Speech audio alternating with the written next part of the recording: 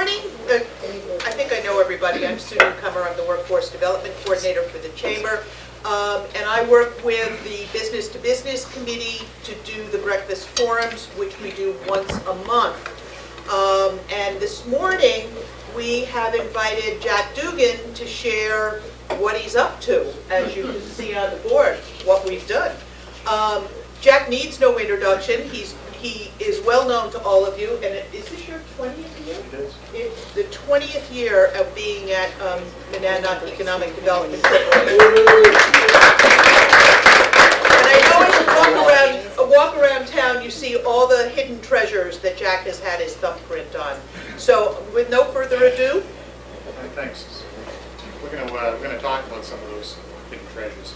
Sometimes my board thinks we hide our involvement a little too much, right, Bill? But yeah, I've been here 20 years. It seems like just yesterday. But a lot has changed, and the Monadnock Economic Development Corporation has, I think, accomplished a lot, and I think we have a lot left to do over the next decade. To give you a little background about Monadnock Economic Development Corporation, I know some of you know this story, but I'll try to keep it a little brief. But it was created in 1985. And what happened was a group of local business people got together and they realized that there hadn't been any new manufacturing companies recruited to Keene for a decade or two, and there was no really affordable, developable industrial land. So they formed an entity called a private for-profit entity, 501c3, called the Keene Industrial Development Corporation. And then they went to the city of Keene at that point and said, this would be a good group to help out the city and help create jobs and broaden the tax base, and will you help fund it? And to their credit back then, the city stepped up and said, yeah, we will, to the tune of $40,000.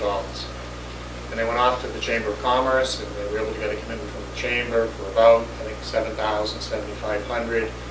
And I think the Keene Downtown Housing Corporation actually contributed a relatively small amount too at that point. And they were off and running. So again, with their focus almost entirely on industrial development at that point. And it was a difficult introduction of the organization, but the executive director at that time did a nice job creating some visibility, had a couple of success stories, and moved on. There was a subsequent director, and then I came in '91, and I had the benefit of working in economic development in Massachusetts prior to moving to Keene for about 15 years, so I had a little bit of background.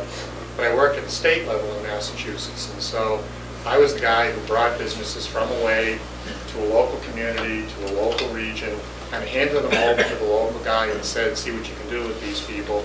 And never really got that satisfaction of bringing them right to the bricks and mortars and seeing the people working in the companies and seeing the transformation that's possible when you have an effective local economic development group. So I had a really good board at that time. We had 15 people on my board. As Bill O'Meara is my current chairman, so be kind. And I had a very supportive and aggressive board at that time. And they said, maybe we could kind of broaden the mission a little bit, extend beyond the bounds of Keene and look at Cheshire County. And we did. And we had a couple of success stories. We developed a little industrial park down the end of Cliff Road off of Winchester Street. And we made loans to a number of businesses throughout the region.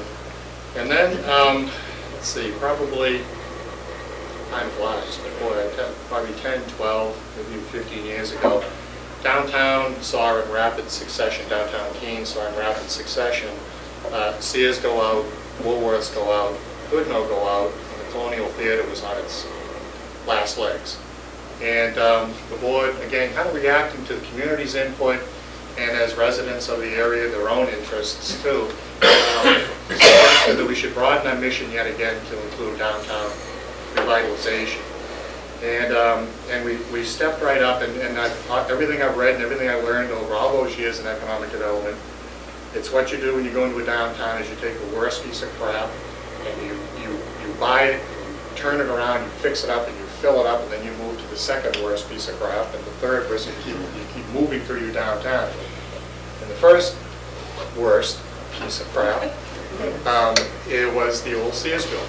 Many of you probably remember the baby blue facade right in front of a block right on Central Square with a, owing to, I guess, that it is in New England, Sears elected to put kind of like a colonial motif type wooden frame across the top of the thing. But it was ugly and it was empty, and you got more wet inside than you did outside when it was raining. It was just an awful shape. So we bought it, we renovated it, we broke it up into, rather than one big use and some really, really derelict apartments, we broke it up into a number of different uses, filled the building up, renovated the apartments, and we went on to our next one. And we did march up and down Main Street. We went from there, I think, we participated in a tax credit project to raise money for the Colonial Theater. And through us, a couple $1 million flowed into the Colonial Theater renovation project. We went over to the Woolworths building. And again, another masterpiece of downtown. I don't know what color sheet metal that was, but a very, very ugly building. And took that empty building, put a new front on it, renovated the inside, same thing, broke it up into mixed uses, which is again what the city was asking us to do. As we were doing these projects, we started making small loans to businesses up and down Main Street to either induce them to come to Main Street or to keep them happy and healthy on Main Street. We jumped over to the Goodnow Block, which is where the EF Lane Hotel is, and we're going to talk about that as far as what we're doing. Sorry, I can't move my hands or he's going to push the button.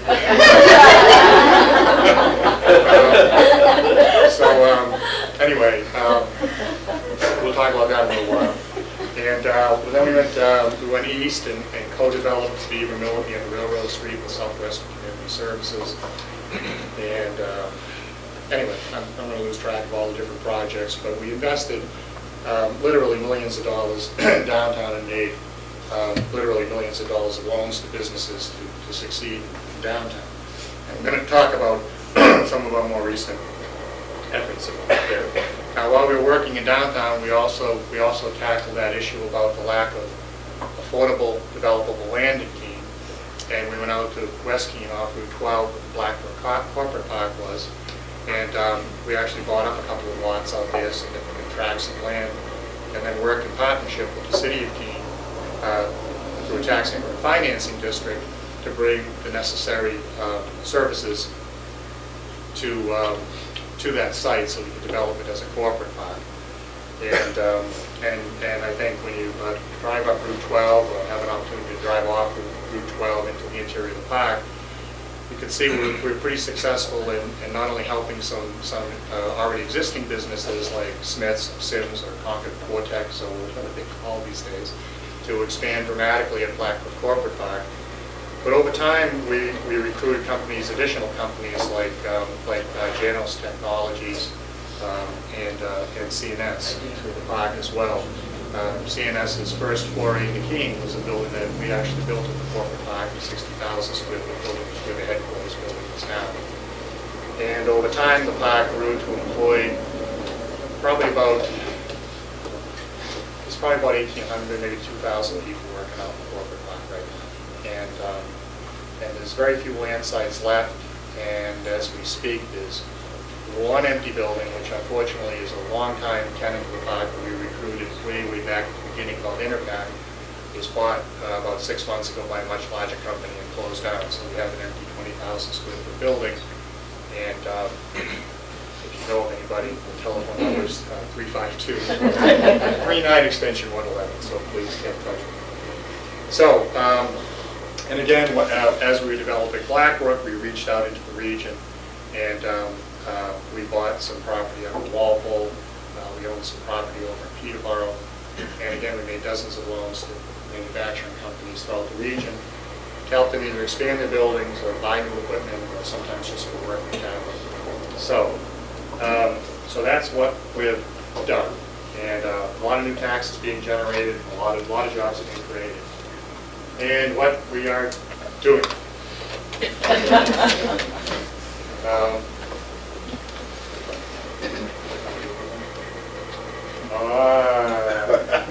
We're not big of PowerPoint, you like that?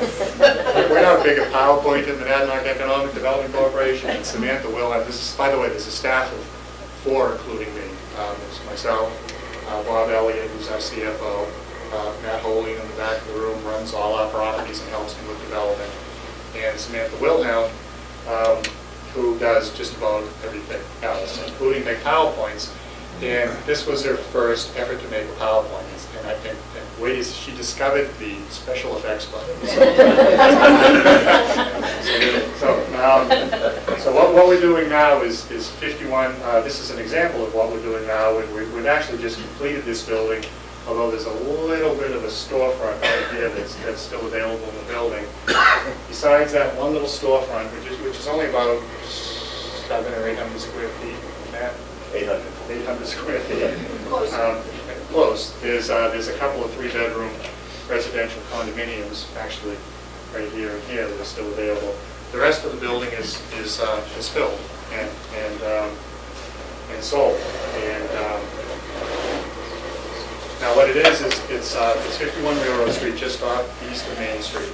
It's the first building that you see when you drive down Railroad Street, and this is part of a much bigger project that I'll show you the plan later on, which we call the Railroad Land Development. And the railroad land was about a 7 or 8 acre parcel of land on the east side that the city bought from the Boston and Maine Railroad 25-30 years ago when rail service was stopped to this area. And it kind of stayed there unused and non-tax producing, no jobs being created there. There was a dirt parking lot that probably some of you are still able to promote maybe ripping out and maybe relocate, but we'll see what we can do about that. But we stepped up with the city with a plan and offered to buy the property. And the city chose our design, which included a number of mixed-use buildings that we're in the process of building now. This happened to be one of the first. So we developed this. Our offices have relocated. We're right here in the corner right here, now right on the first floor. And it has 8 residential condominium units and 4 3-bedrooms and 4 2-bedrooms. And as I mentioned, Nancy's done a nice job. She's sold 6 out of the 8. I know she's working hard to sell the last 2 as well. We've had some interest lately in the last 2, which is great. The 1 retail space, and the other tenants include, as I mentioned, us. On this corner is a company I'll talk about in a little while called Fast Roads. And in the back of the building is where Nicola's Restaurant relocated to. Thanks, Dan. Whoa! Well, the first picture, real quick, there it goes, is when you walk into the front lobby of 51 Railroad Street, turn to your left, and there we are. And we're glad to be there. We actually used to be on Central Square up above, well, in the old CS building, a beautiful view of Central Square. I don't have the view out my window as much as I used to, but maybe I'm a little more productive as a result. So that's our corporate offices. As I mentioned, also in the building, this is Nicola's. They think they did a beautiful job designing the space and fitting it out. I hope many of you have had the opportunity to get there. It's I think it's much better laid out than the space they were in on Winter Street. And while they actually technically don't have that much more square footage, it seems like it's bigger. And anyway, it came out nice, and they've been very, very successful there so far. You can see this is actually the south side of the building, which is a big glass wall. Again, we'll talk about that in a little while, but it looks out over a courtyard we'll be building this summer, and there'll be outside dining with Nicola's too, which is a nice touch, which they haven't been able to do before.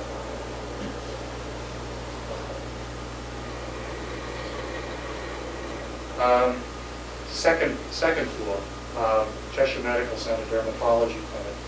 To their credit, they're moving a lot of their activities into downtown between the west side of the center of Keene and into the second floor of 51 Railroad Street. And this whole development is condominiumized, by the way. So these folks, the medical center, bought the entire second floor of 51 Railroad Street and built out this beautiful office space and expanded in practice. with at least one, maybe even two dermatologists.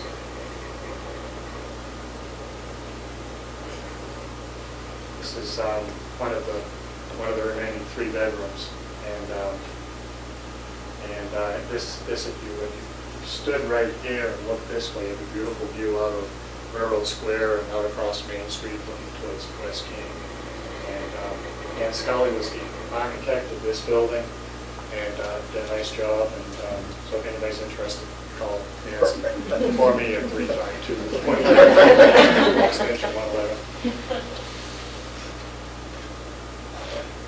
So the next building down on Railroad Street, a new addition to the railroad land, was the courtyard by Marriott. It's 100 rooms. You can read. Most of you have been in there. A lot of meeting rooms. I didn't know the swimming pool was actually a salt water pool. I guess that had something to do with their LEED designation. I guess it's a LEED silver designation, so it's an environmentally friendly building. And what they did is they're the only ones in the whole development that actually bought dirt from us. Everybody else buys air rights or development rights, if you will, because of the type of financing necessary to build a building like this, or a hotel. They had to own the dirt, so they basically own the dirt directly under their building, and then they buy into services and parking and the rest of the condominium development. But there's so many neat things about this. I guess the first thing is these hotel developers have built dozens and dozens of hotels, and they are just thrilled to be doing business in Keene, New Hampshire. This is they've been averaging something along the lines of 90% occupancy in this hotel. There was certain segments in the fall where they went literally weeks without the vacancy. It's just been spectacularly received here. And the other neat thing is that all those people, all those rooms, and all those people who are going to these functions, are spending their money in Keene. Because my office is sitting right here between them and Main Street. And every night, 5:30, 6 o'clock, 6:30, what you'll see is these groups of people, and you can tell they're from away because they're kind of like wandering around like this, but they're heading towards Main Street. And you know why they're going? They're shopping in our stores and they're eating in our restaurants. So I think it's been a great addition to downtown. Now these same developers are so impressed with Keene that they're looking forward to some additional projects too, which I'll talk about in a few minutes.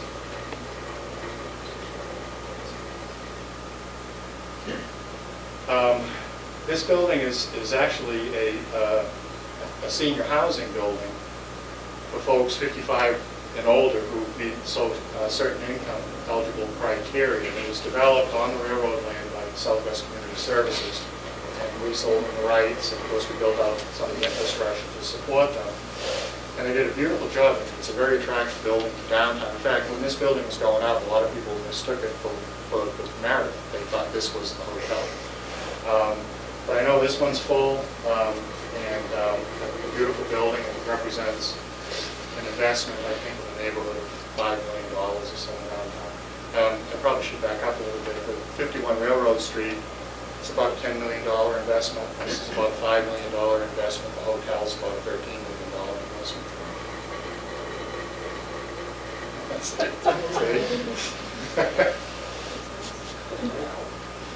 Yeah. Now this, that's a loading dock, but they have a nice logo. This is First Course. Many of you know them as a culinary arts training facility. It's also, as we consider it to be on railroad land, it's the small little warehouse section of what used to be the Wright Silver Polish building on the south side of the railroad land. And as we were developing the raw land site that we bought from the city, the opportunity presented itself for us to step up and expand the railroad land by purchasing the Wright Silver Polish building. They had sold off their recipes and closed down. So we bought the building. We broke it into 2 condominiums. The smaller one, about 5,000 square feet, we now lease to First Course.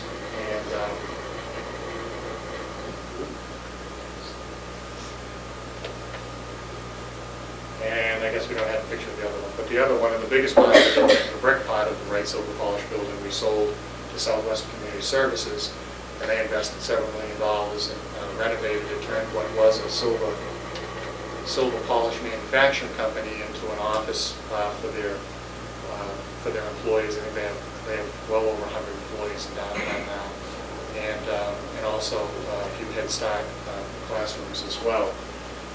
And probably one of the most exciting, relatively new additions to the railroad land is what we hope to do this spring, and that's break ground on a new building for the Monadnock Community Market, which would be our local food co-op. And this was back in December, and it said nearly 100 co-ops support us, but I think there are around 500 now. And I think the goal is to have 700 members by the time we break ground in the spring, and about 1,000 by the time we're done the following spring. And it's kind of blurry, but you can see the mayor right there, right in the middle. Thank you, Mayor, for your support. And usually if you look for the guy with the biggest head, it's me. That's me back there. But anyway, this site is right up on Cypress Street, so it'll have great visibility, and it'll have access to parking, and again, creating new jobs and getting more people downtown with money in their pocket, which is the important thing. This actually is for what it's worth, this actually is a draft floor plan of how the food co-op would lay out. You'll see a plan in a little bit, but you see this curved wall will add the third leg to the Marriott and 51 Railroad Street to kind of start to enclose this courtyard area where the bike path will flow through. The main entrance is right here, and you can see it's got deli counters and all kinds of neat stuff. It's going to be a great addition, and it's going to have some outside dining as well. They're going to have a little cafe there.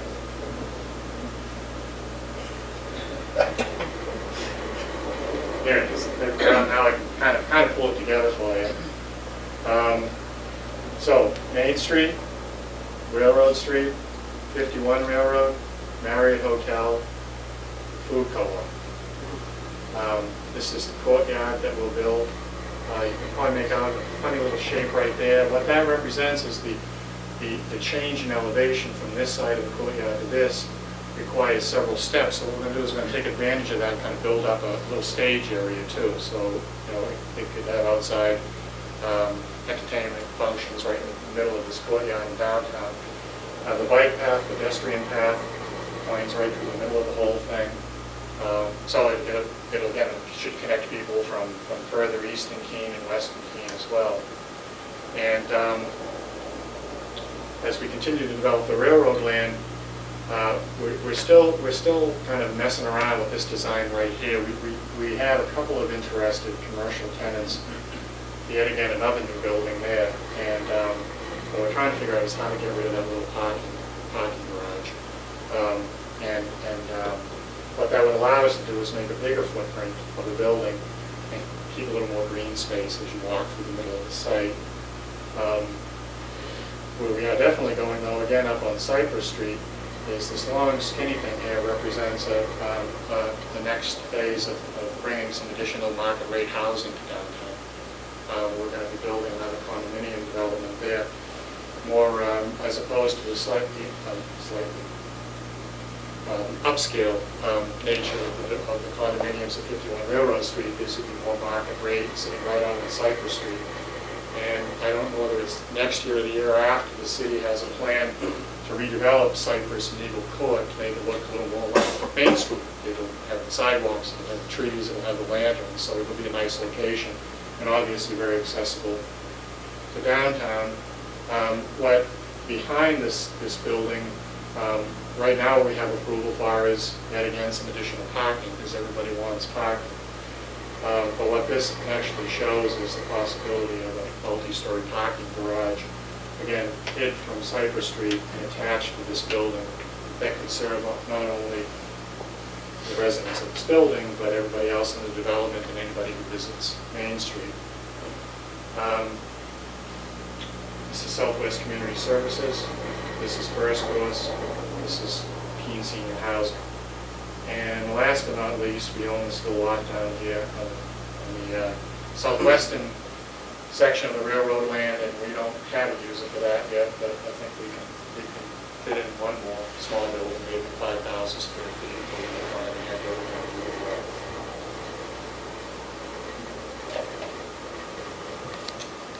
So, stay tuned. You ain't seen nothing yet. There's the new courthouse. So what we do next is we won't be building a courthouse for what the state's going to pay us to look like that. But what we do have on the drawing board, in addition to the things I already mentioned, like First Course and the additional housing that we're going to bring to downtown, some really exciting projects. The courthouse is one. The district court currently is located in City Hall. Superior Court is on Winter Street, and neither of them are adequate.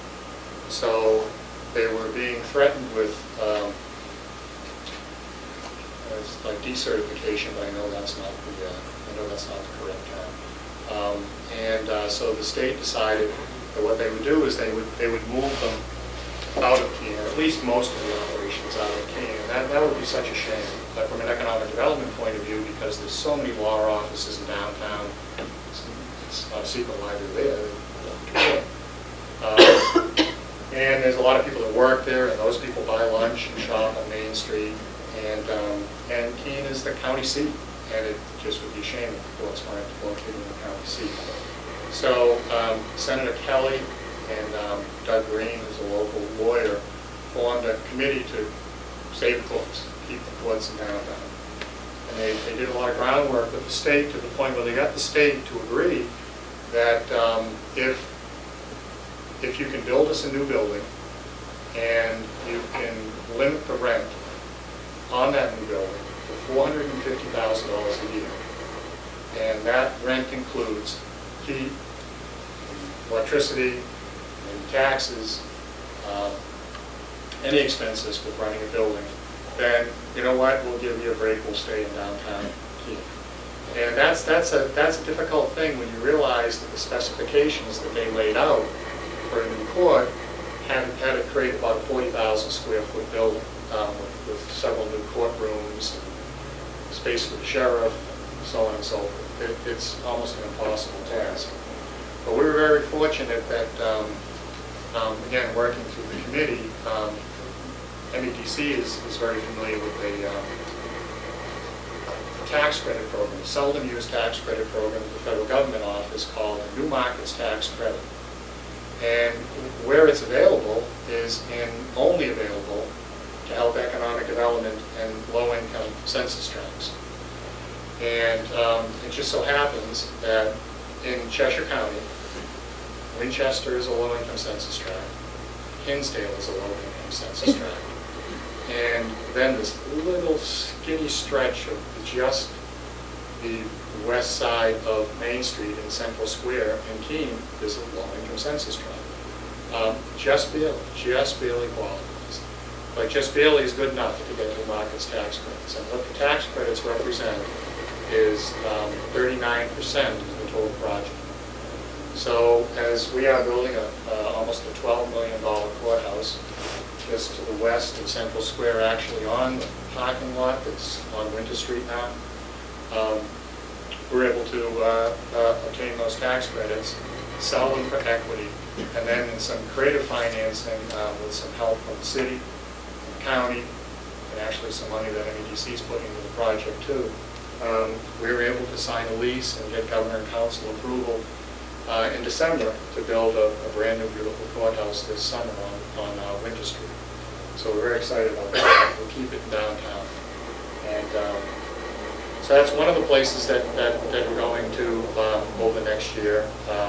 We also have a very exciting initiative that called Fast Roads. I mentioned that earlier. Fast Roads is a wholly owned subsidiary of MEDC, and it's located at 51 Railroad Street 2. and it has a separate board of directors. And it was set up to bring basically unlimited broadband access to southwest New Hampshire. What it involves is building what they call a fiber optic backbone that'll stretch from the Hanover Lebanon area all the way down the Connecticut River Valley, and as it comes down the valley, it goes in very, very strange directions, and the reason for that is that it will connect to what are known as important community institutions like town halls, libraries, hospitals, and so on and so forth. But as it winds its way through the area, it also creates, I think it's every 1,500 feet or so, is what's known as off-ramps. So that the possibility over the next decade is from those off-ramps, communities like the one I live in, Dublin, can actually join the internet age. We can actually connect to unlimited broadband.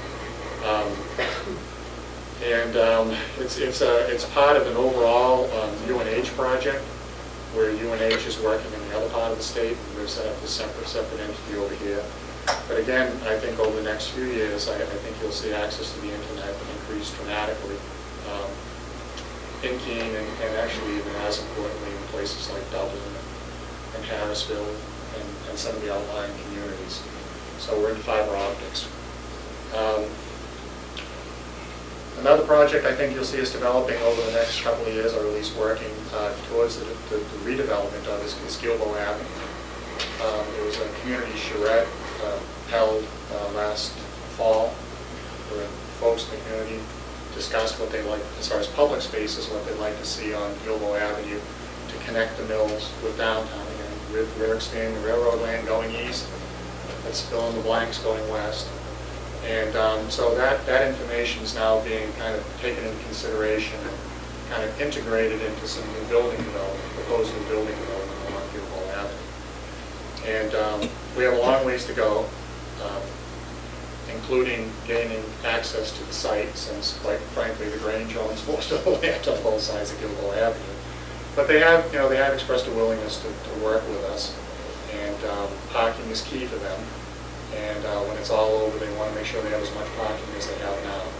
So we have our work cut out for us, but again, there's the possibility of projects ranging from a new civic center, some new housing, some new retail space, an expansion of the Colonial Theater, and I know even Antioch was interested in relocating closer to downtown sometime in the next few years.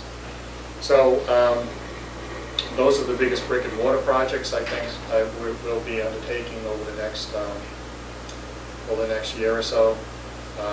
We're also getting back to some of our roots to make loans to businesses that are growing. We're looking, in light of the fact that community development block grant may be disappearing. At least it's proposed in the president's budget. And by the way, railroad land would not have happened without community development block grant. Blackbrook would not have happened without community development block grant. Sears building, Woolworths building, Goodnow block would not have happened without community development block grant. Anyway, if it goes away, we're already starting to get ahead of the curve. What we're trying to do is formulate what's known as a small business investment corporation for the region, which would involve the ability for us to loan and or invest money in growing businesses, again in anticipation of block grant being withdrawn from our toolbox. So, overall, you know what I forgot? EF Lane. Just thought of that. I'm sure you all can't see this very well, but, and I guess to go along with this, it should probably come in like this. But anyway, this is the EF Lane. EF Lane was a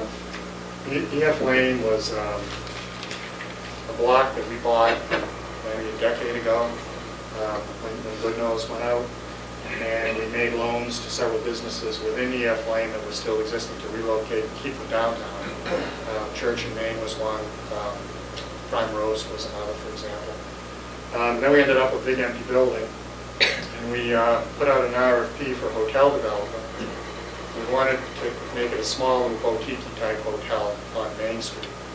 And an entity called Some Places Different Hospitality Group stepped up And they, at that point, owned in about maybe 20 smaller hotels across the Northeast and dipping down the eastern seaboard. And they presented us with a plan of what they would do to the Goodnow block, and so we actually participated in some of the lending, and they went in there and renovated the property. And it went pretty well for a while, but over time, someplace different didn't do so well, and they started selling off their properties. And maybe as recently as a couple of years ago, I think someplace different, Hospitality Group is down to maybe 2, 3 hotels. There's one in Ontario, this one, and I think they still own one over on the seacoast. They ultimately sold that, so it was basically down to EF Lane and one in Ontario. And without the critical mass to market to guests, to reach out, to get reservations, it got really tough on them, and they struggled. And they stopped paying the bank with first mortgage, and they stopped paying us at the second mortgage. And so rather than let the property go to whatever we didn't know what use, we stepped up at the commercial auction for the EF Lane, and we bought it. And we bought it last December it is. And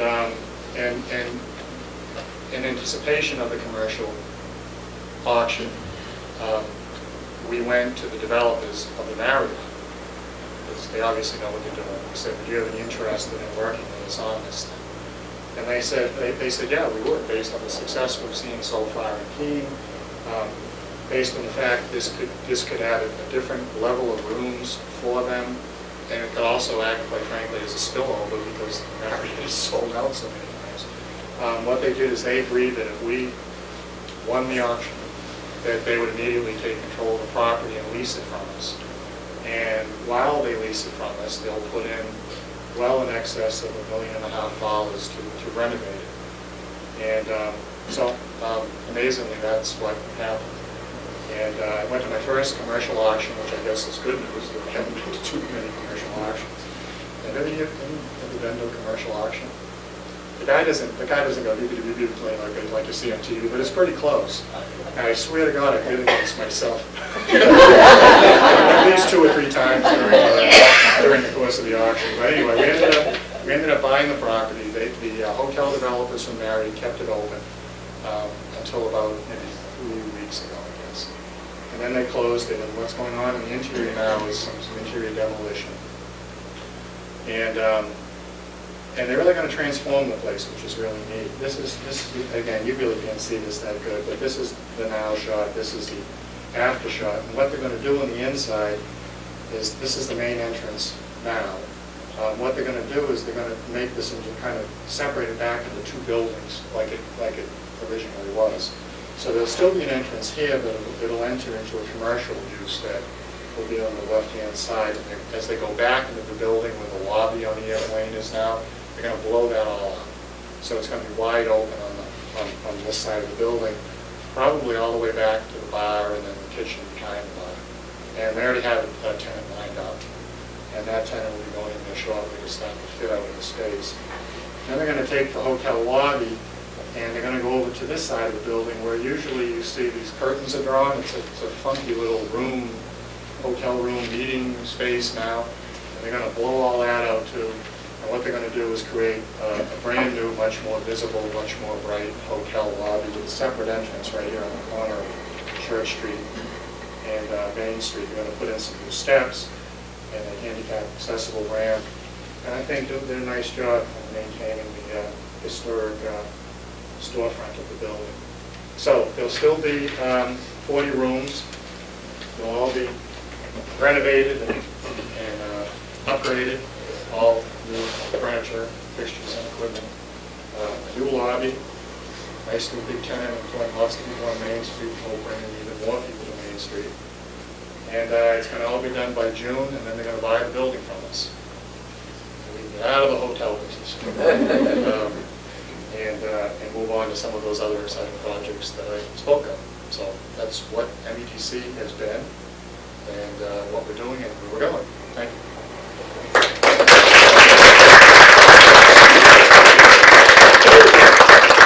Anybody want to ask Jack a question before you go?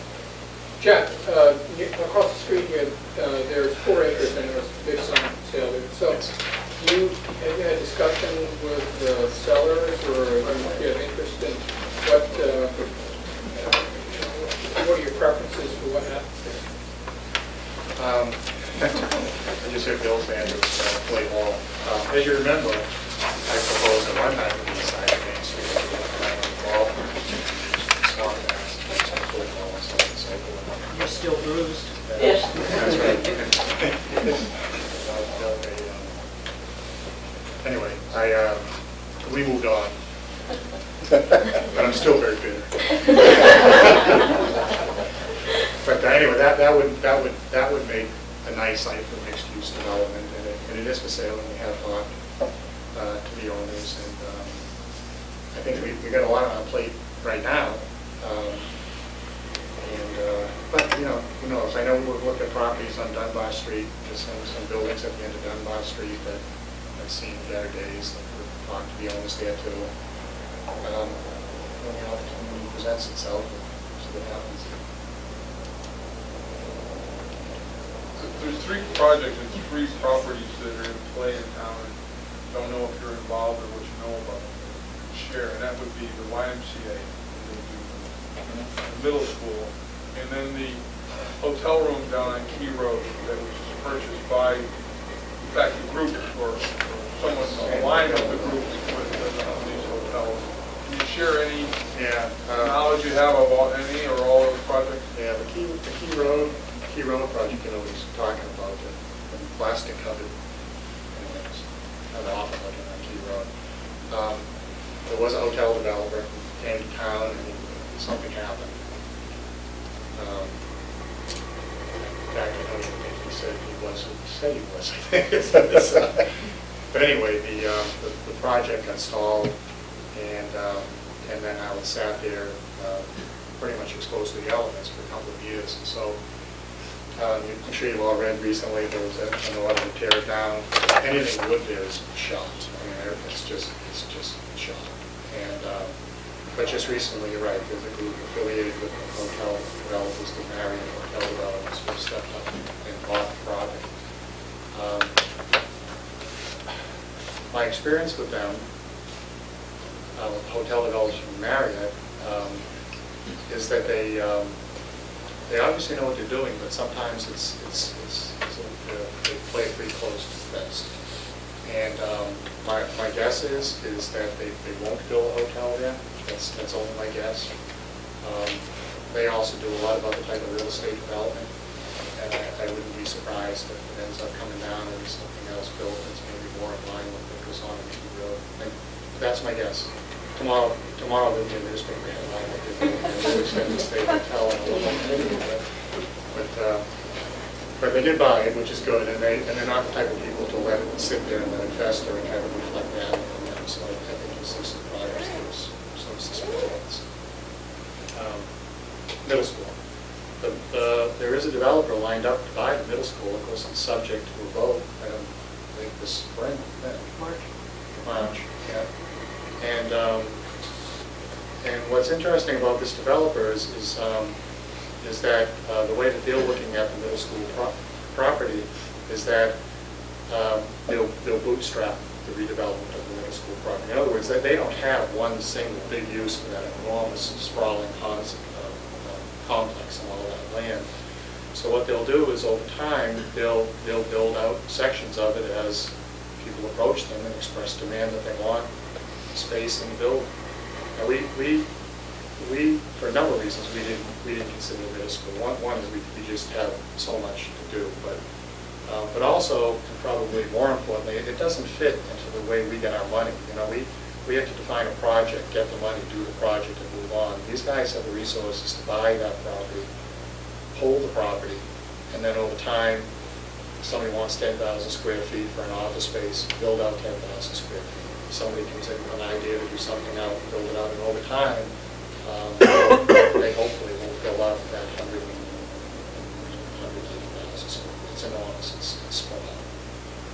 So that's what's going on at the middle school, and it's subject to a vote in March. And then the YMCA. Jeff, we just listed the YMCA for $399.9. So if anybody has any buyers, at this Any point, phone numbers? Any phone numbers? at this point, the developer of the middle school is not going to proceed with purchasing the YMCA because, as you said, they don't know what they're going to do with that building yet. So they don't know whether they would need that or not. So it is for sale. The property is basically the building, right? There's very Yes. little land Yeah. that goes with it. Wanna buy it, though? We could figure out something, Yeah, I'm we sure. could figure out something. But it's funny when you look at the YMCA from Roxbury Street. I remember being there with one of the former directors of the YMCA, looking at the building, trying to figure out what to do with it. And he was looking at the new section where the racquetball courts were and stuff, and looking at it and going, yeah, but you could do this, you could do that. I was looking at the old brick pot, and going, yeah, but you could do this. So we weren't quite behind. I don't know, it's for sale, we'll see what happens. Everybody else?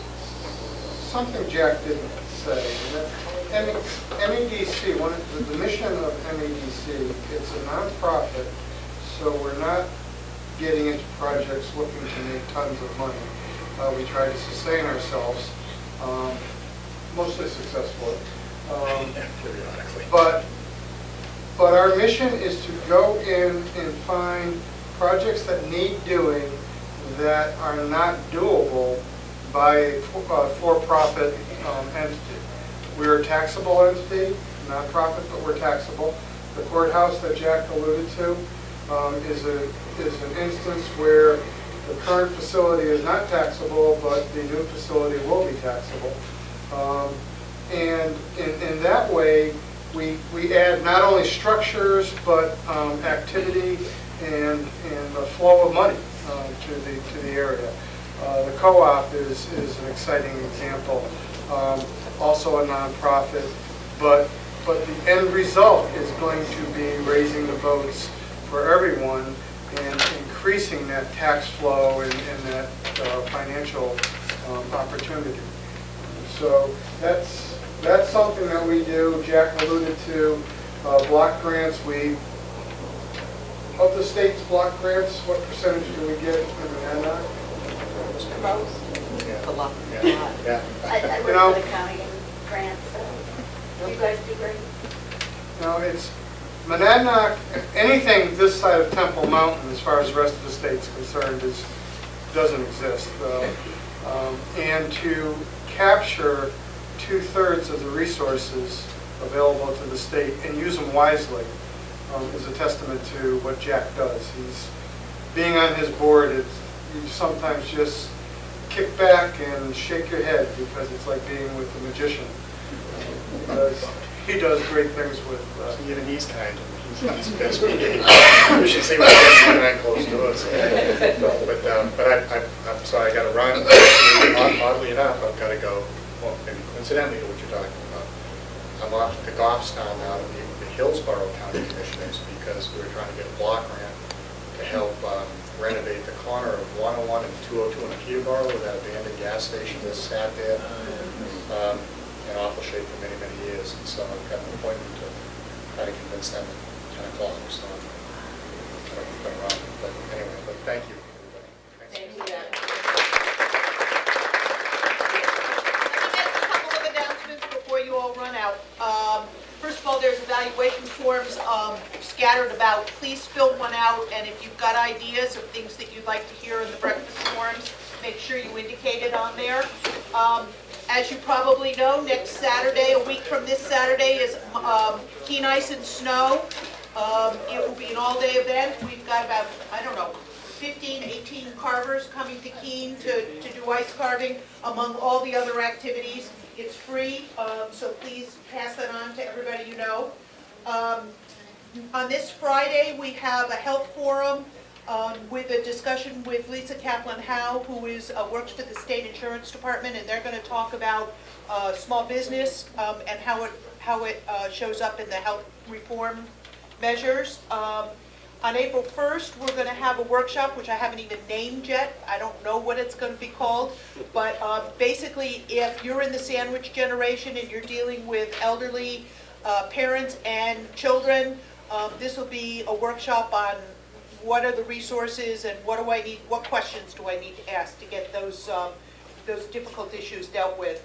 The annual raffle tickets are on sale. Our annual raffle is May 6th. Here at Bentley Commons down at the other end.